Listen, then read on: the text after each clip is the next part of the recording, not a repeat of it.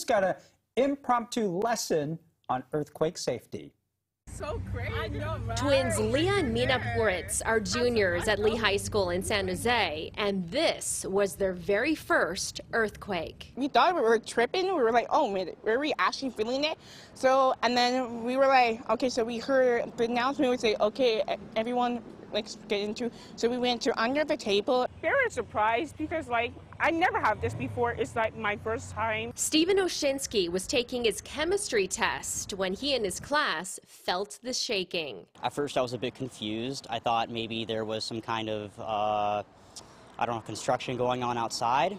And then I kind of realized that it wasn't construction.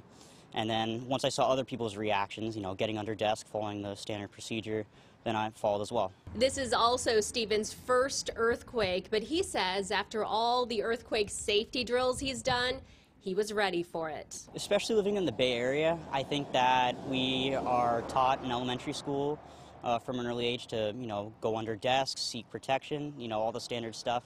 Like very similar from like the whole stop, drop, and roll with fires, you know.